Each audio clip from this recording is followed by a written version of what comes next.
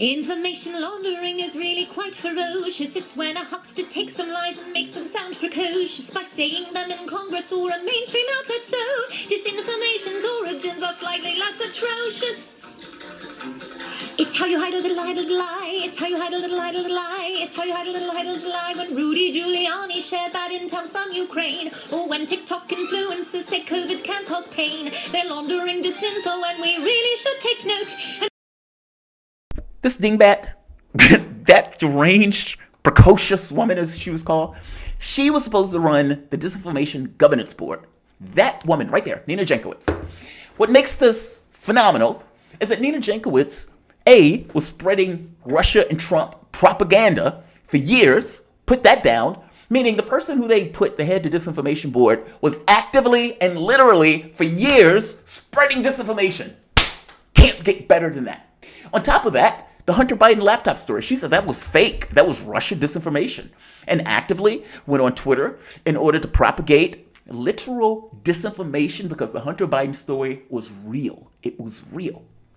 What about this? What about this? What about this? This article from NBC News, Russian puppets that they are. In a break with the past, the U.S. is using intel to fight an info war with Russia even when the intel isn't rock solid. This article is astonishing. For one, Ken Delanian is on this article. Ken Delanian got fired from the LA Times for having the CIA vet his stories. So there's that. So a CIA plant with a history of getting fired for being one is the lead writer of this story. Okay, that's great. This story basically recounts how the Biden administration has been flagrantly and intentionally lying, voluminous lying. Now, they don't talk about it in this kind of debased way, like, oh my God, we were carrying state propaganda for months. All of us were. We just carried it. Uncritically. Oh, that is not our job. That is not what we're supposed to do. I feel so horrible as I write. It's not that. It's not that. That's what it should be. In a perfect world, even in an ideal media space, that is what it should be. It should be shame. Just feeling horrible about yourself, a certain level of depression from being basically a useful idiot and parroting stuff from the government. But that's not the way this article is written. This article is written in a triumphant way. This is an amazing use of disinformation to combat disinformation. The government is lying, and they're fighting a propaganda war, which makes this voluminous amount of lying necessary. The article is utterly stunning in what it's admitting to and in the framing that the article is being placed.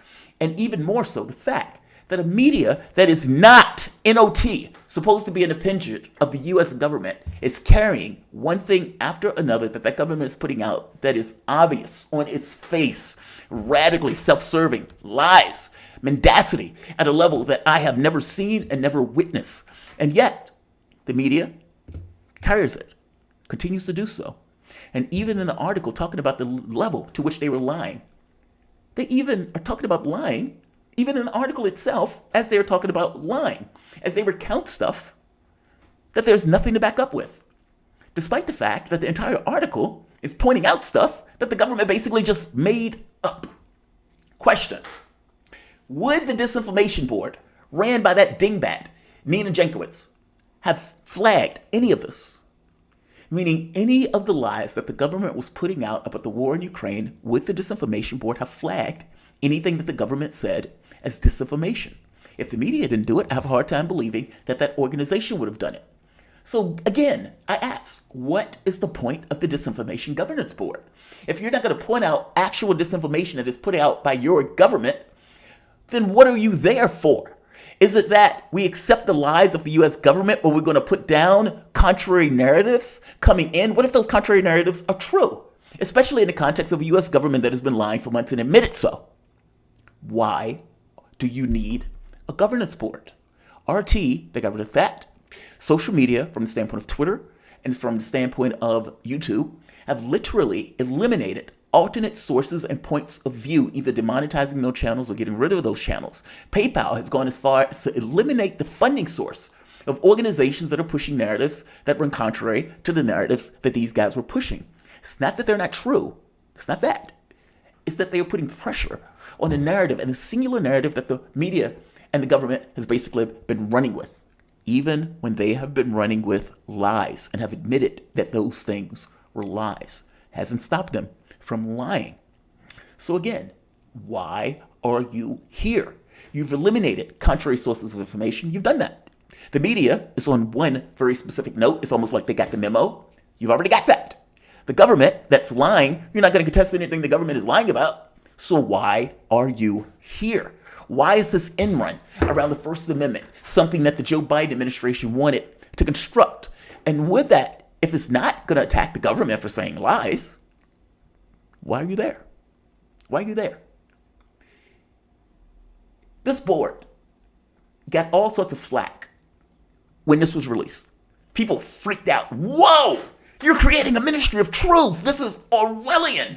Literally Orwellian. What are you doing? This runs in the face of what America considers America to be. We have a First Amendment. We have a First Amendment for a reason. And yes, you can make an end run around the First Amendment using this kind of technological, a new code, social commons, and your way that we talk to each other and relate and everything else. Because that's no longer just somebody on the phone or somebody on the street corner. That stuff goes through a medium which is not controlled by us and which the laws do not necessarily protect our ability to speak on that medium. And so the government can make this end run around the First Amendment by basically working with other organizations to eliminate their ability to give their point of view on a particular platform, or for that matter, put pressure on social organizations in order to get rid of the funding capability of the various people. This is radically dangerous. Radically dangerous. And every American should have been outraged when they saw an administration trying to do something like this. The Democrats have been the ones that have been pushing through censorship. They've been cheering it on. They've been loving it. Yes! Get rid of more information so I don't have to see it and I don't have to deal with it. That's the Democratic Party. Now, when she comes out, you can imagine Republicans feel some kind of way about that. The regular public feels some kind of way about that. Some liberals that are honest felt some way about that. But other liberals thought, this is great. This is great. The government doesn't put out misinformation. And anything that the media is putting out, and they're putting out, we're pretty much on the same page anyway. We're fish in water. We don't see the problem with this. They are never going to take anything out that we don't particularly like. We're fine with this. That's so dangerous. Why do you think we have a First Amendment? The ability for the public to point something out that is an inconvenient truth is something that needs to be defended and protected. And what I mean by that is the role and responsibility of media is to be able to give a contextual point of view about the world. Why is your world constructed in the way your world is constructed? And to be honest, wherever that leads, and to basically give that straight. Here's the context. This is why it happens. Here's what I think about what particularly happened, meaning an analysis of the events that have basically happened.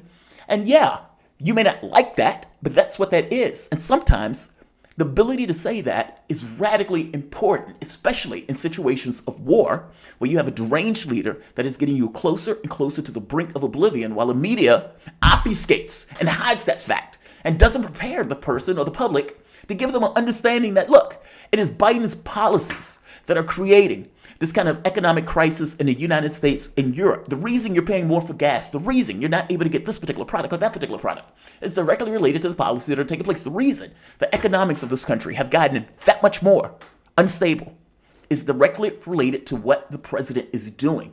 And this notion of, is Ukraine worth it? The question that he keeps asking is not something that is put on media. On media, hey, Ukraine needs $50 billion. We're okay with that. Ukraine needs this extra $10 billion. Hey, what about the levels of inflation that is eating through 75% of your population? What about that? Well, that's not important to them because they're not necessarily overly affected by that. The people who you're seeing in media are rich. The people who you're seeing on TV, mostly rich. The people who you're seeing in politics, mostly rich. Those decisions that they're making are not affecting them in a way that it is affecting the rest of this particular public that has to get that gas and pay extra for that, has to get that food and pay extra for that food, and maybe on limited incomes. What, 70% of the country is vulnerable constantly? And you've just added a tax for all intents and purposes because you wanted to have geopolitics and keep a coup government, a vassal state, in the U.S. interests. That's what you wanted. And you were prepared to sacrifice the public to do so. That's the truth of it. The media would never present that. They even would ever give that particular point of view. They would not even let anybody on to make that point of view and connect the dots and how these things are related to one another.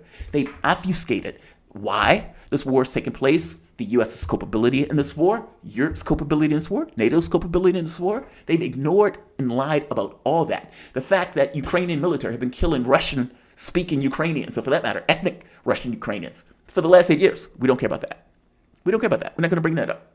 We're not going to bring that up.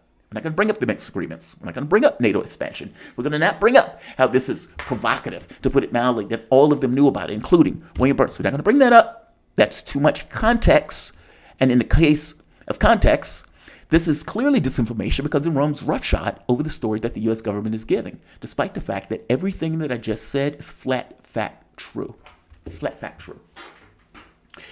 Nina Jankowicz is no more.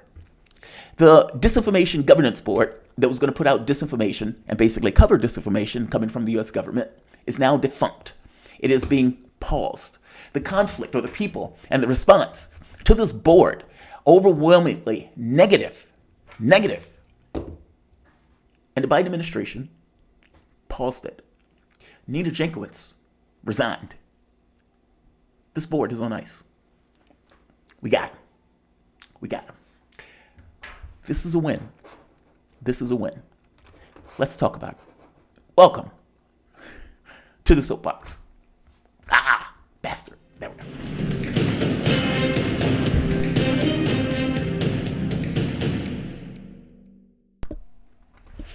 My name is Jamarl Thomas. This is the Progressive Soapbox. Guys, if you dig this content, please like, share, and subscribe. You can always support this content through PayPal or Patreon. Definitely hit that like button. This was a clusterfuck from the beginning. And everybody understood how shameless, shallow this actually was. Just because you call it a disinformation governance board doesn't necessarily meaning you're giving it an opposite name from what this thing is actually doing, with the notion that people are going to just look at the name and say, okay, well, the name is that, so it has to be doing that, as opposed to be a dispenser of disinformation, a protection of disinformation that we particularly like. We want you to see our disinformation. That's the disinformation that you need to read, not the disinformation come from other people that may just so happen to be true. You can define a knife as a flower.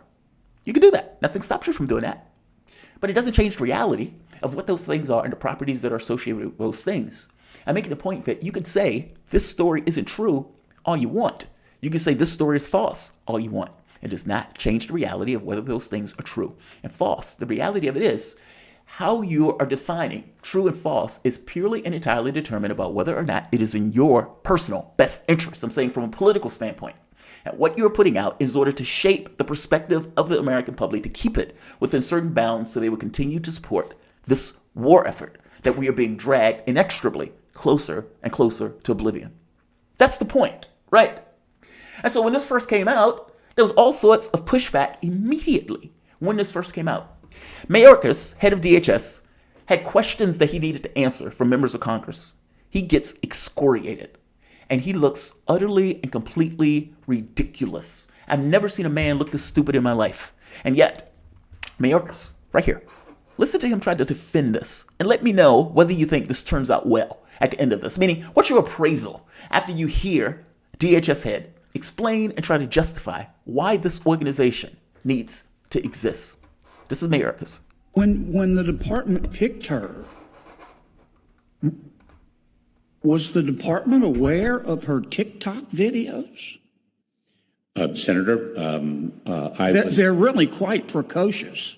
Senator, I was not aware of those videos. When the department picked her, did it know that she had said that Mr. Hunter Biden's laptop is Russian disinformation?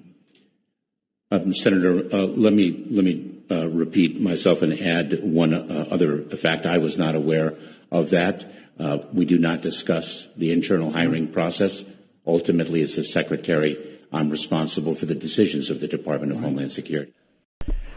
So wait, you didn't know anything about those ridiculous TikTok videos? And I love his, he's like, they're so precocious. So precocious. I love that. How do you not know? How do you not know?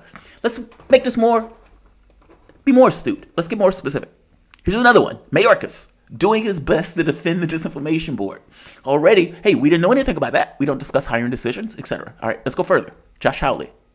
Let's hear him. Are homegrown purveyors of disinformation. These would be the people that people in my state, for instance, have elected.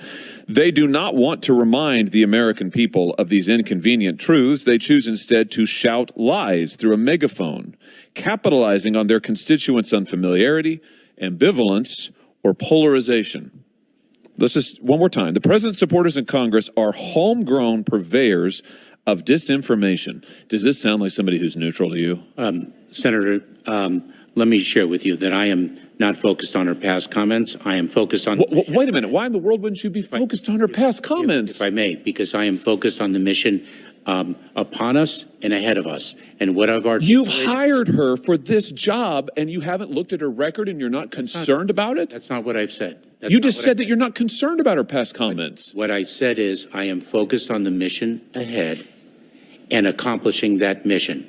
You've chosen her to accomplish that mission with these statements. Do you regard her as neutral? And she has an obligation, while an employee of the Department of Homeland Security, to execute... So you have complete confidence in her? To execute her responsibilities in a nonpartisan way. And you, based on her record, you have complete confidence that she's going to do that? I have confidence in that, and if she fails in executing that obligation, as all individuals in the Department of Homeland Security has, then there will be a consequence to that.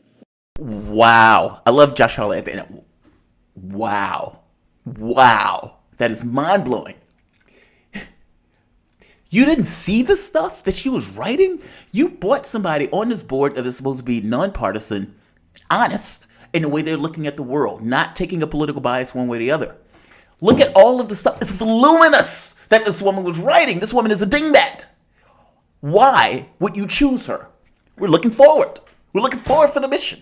And if you notice, Mayorkas didn't lie to him technically. Josh Hawley was like, you didn't see this? I mean, are you insane? How are you putting this dingbat on the board? She's deranged. She's out there screaming Mary Poppins stuff. Mayorkas said, look, I didn't say that. I said we're looking forward. And my point is, he didn't know that. He knew that.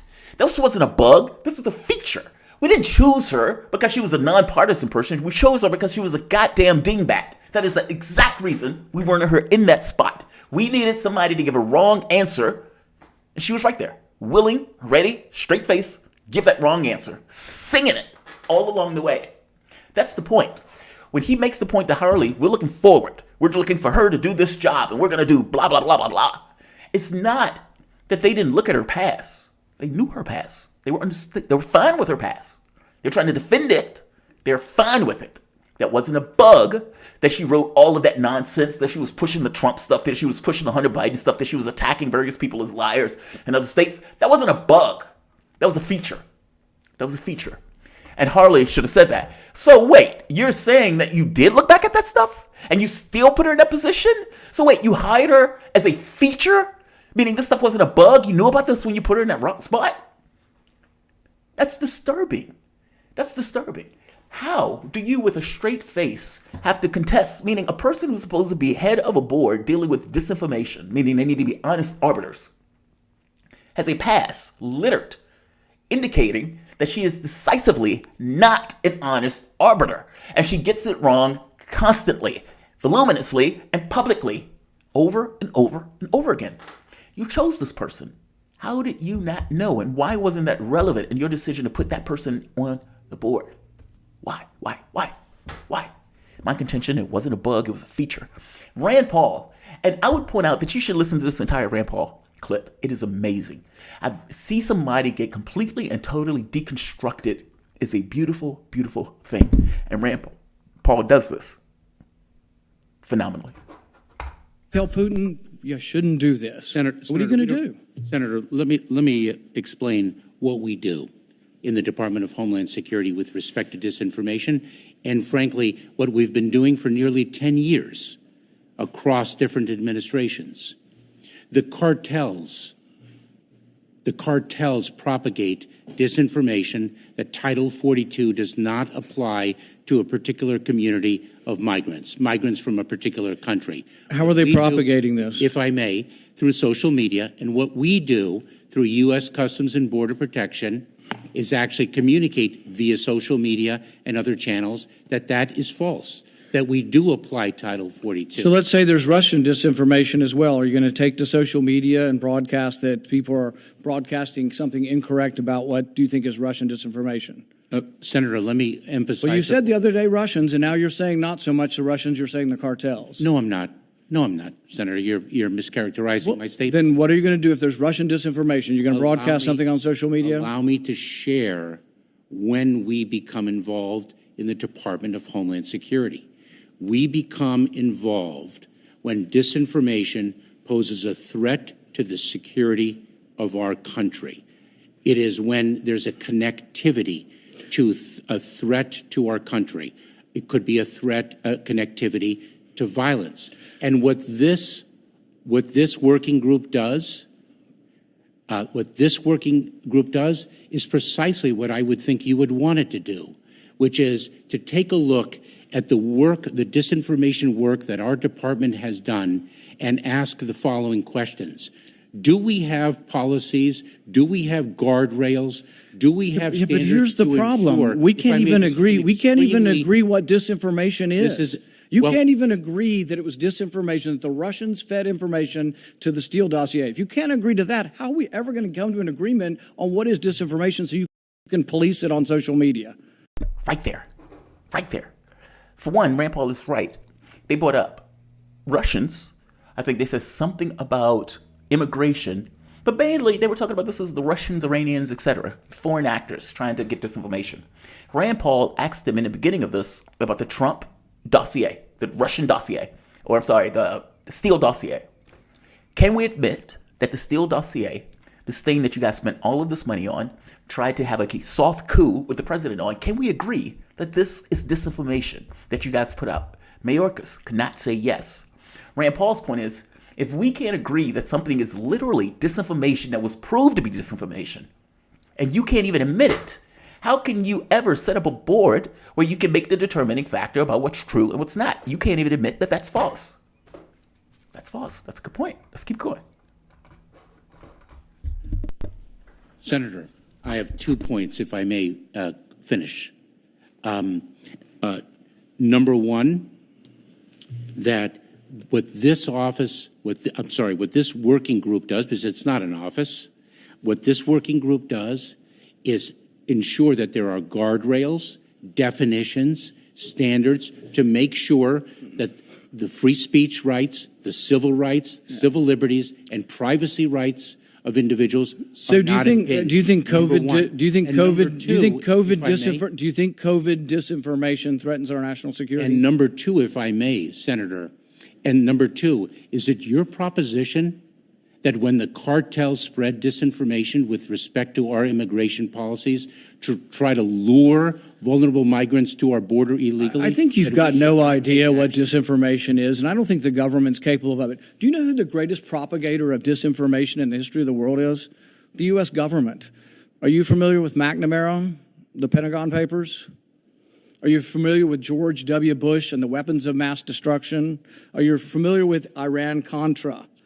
I mean, think of all the debates and disputes we've had over the last 50 years in our country. We work them out by debating them. We don't work them out by the government being the arbiter. I don't want you guardrails. I want you to have nothing to do with speech. You think we can't determine, speech by traffickers is disinformation? You think the American people are so stupid they need you to tell them what the truth is? You can't even admit what the truth is with the Steele dossier. I don't trust government to figure out what the truth is. Government is largely disseminating disinformation. So I do have a question, and here's the question. So the Russians, maybe some cartels. What about COVID disinformation? Is that in your bailiwick for your disinformation governance board? Senator, you would have to give me the details with. Okay, here I've said a million times. I've said a million times that cloth masks don't work. YouTube takes me down. They're a private company. I can have that beef with them. What about you? You're going to look at that. I often say that natural immunity from having had the infection is equal to the vaccine or better. You're going to take that down? Well, first of all, those are very specific. Senator, first of all, it's not for us to take it down. And second of all, are you going to put information out there saying that I'm spreading disinformation? Senator, we are not the public health experts. To be clear, this dingbat right here, Jankowicz, the person who had been putting out disinformation for years, voluminous disinformation for years, wanted to be able to edit tweets, meaning she wanted the power to go onto your Twitter page and say, I don't like what this person is saying here, so I want to edit this tweet. I want to add additional information to this particular tweet to say how much this person is wrong. She wanted blue checks, experts like herself, to be able to go onto people's social media and change what those people are putting on their social media. This is dystopian, to put it mildly. This is worse than 1984, because in 1984, they didn't have this level of technology and everything else, where speech is disseminated through these kind of electronic devices. And then because of the layer between one individual hitting another individual, and that layer being controlled by something else, you can basically destroy that ability for that person to talk to the public when they are saying something you don't like.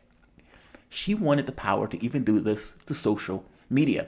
Now, this was about Twitter, but I would imagine if you're going with Twitter, you're probably going to want the same power for Facebook or Instagram or YouTube or anything else. This is defunct. This is no more. Jankowicz has resigned. The thing is on pause for the time being. And yeah, it should have never been uttered in the first place. And the fact that we even had to have the conversation gets across the level of disrepute and failure of this particular administration, even this notion of failure of institutions and the insecurity associated with it, where the mainstream media has gotten so decrepit, so discredited in the eyes of the public that they literally need to create a government device to say, this is what truth is. You took down Alex Jones. Alex Jones is a dingbat. He is. Entertaining, absolutely. And he can give some of the greatest rants that a person can give. Absolutely, 1,000%. But he is a dingbat. Whether he's faking it or not is secondary to the point.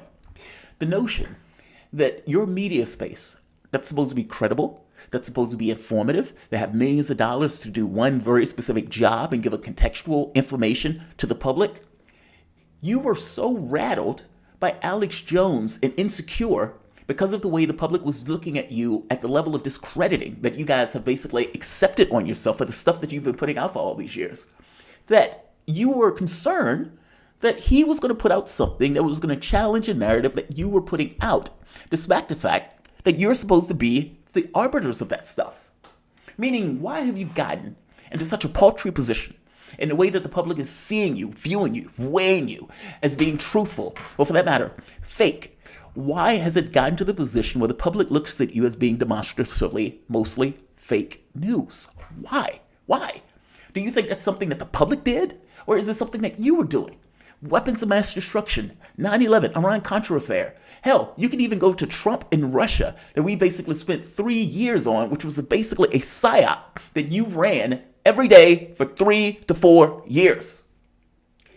Do you think that a public that has been continually inundated with information of weapons of mass destruction in Iraq, so much so you end up killing 1 million Iraqis, not to mention the thousands of Americans that went over there, and paying $7 trillion for a fuck-up? Do you think that the public has a right to say these people are full of shit? Do you think they do? And when you get to Trump in Russia for 3 years, do you think the public has a right to say these people are full of shit? And so, if the public is in that position where they're like, these guys fuck it up all the time, what's true? Then yeah, that public that is skeptical of you because you continually get it wrong. You have one job and you don't do that job well at all. And so yeah, people like Alex Jones, people who are given alternate points of view, some of those people being dingbats, start to gain traction over you. You're insecure about that. And because you're insecure about that, you're trying to get that much more restraint, that much more reins on the levels of debate. Under normal circumstances, where you just had TV and radio, you had very specific boundaries of debate. This is left, this is right. You can't really go out that, and nobody's going to present anything allowing you to go out those bounds. At the point where you get this bifurcation, this diffusion from social media, People have points of view. People can make their points. People can talk about Star Trek. People can talk about bunnies. People can also talk about news and politics. You can have people who are on the ground in Donbass, people who are on the ground in Ukraine. And when the media comes out with something that is farcical, purely self-serving, doesn't line up even with the data that they themselves put out, then those people who are on the ground can say they're full of shit. You don't like that. You don't like that.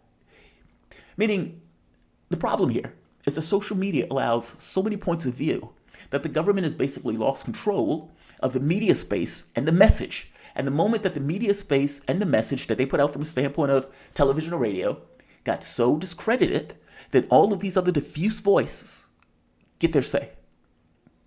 But keep in mind, that is directly related to your discrediting, not necessarily a factor of those various groups grabbing the public's attention. The public just wants to know what's true.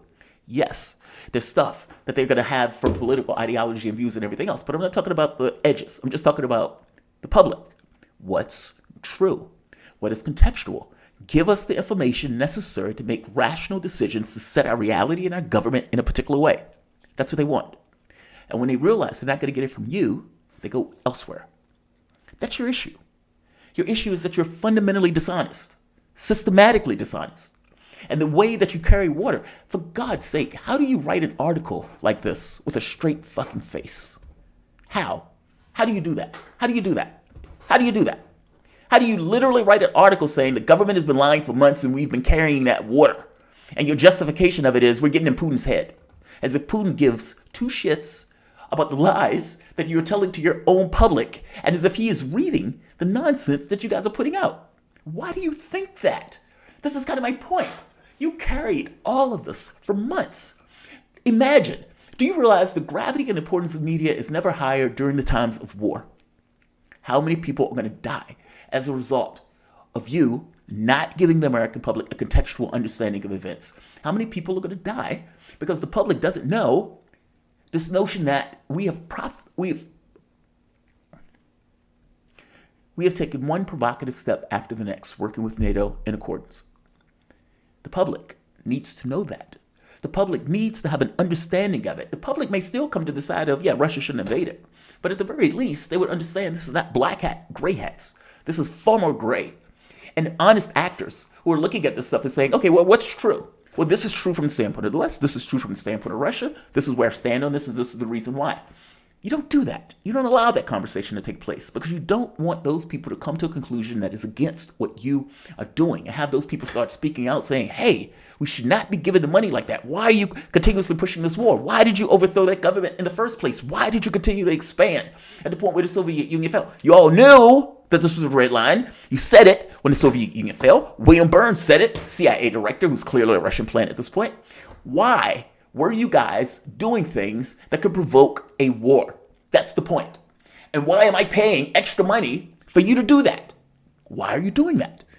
The American public needs to be able to have that particular conversation, that discussion in a contextual way, regardless of how they fall on that. The last thing this public should be doing is this kind of massage where we're getting closer and closer and closer to this kind of war and conflict that will be utterly, entirely cataclysmic. The public or the media is failing miserably in their job, their philosophical, ethical job. And I don't mean this in a sense of like people make hamburgers in order to get profit. I don't mean it like that. I mean it in the sense of a person is making a hamburger to eat it. Meaning it's not about profit or a commodity. It's not that. There are real world phenomena that is currently taking place on this planet that could have cataclysmic consequences going forward. Period. Your job as media is to explain that to the public for the choices, decisions, and point of view, that workable point of view that they can work with.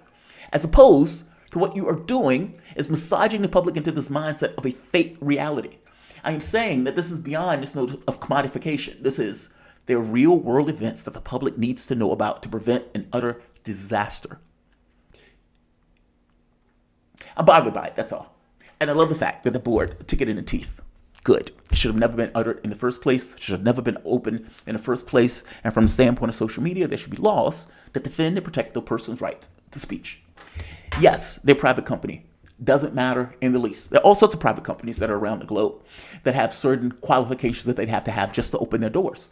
If I go to a store, to a bakery, they can't say you're black. I don't want to serve you. That's a rule set. that the society has basically put on that particular business if they want to open their doors for operation. Social media is no different on that. You can set rules or regulations around the ability of an individual to speak that, go up to the limits of the First Amendment. It's a different space. It's a different time. We have to accommodate the fact that our world has fundamentally changed regarding this thing of speech, communication, etc. I'm going to say like. I'm going to say share. I am going to say subscribe. Thanks all. Have a good one.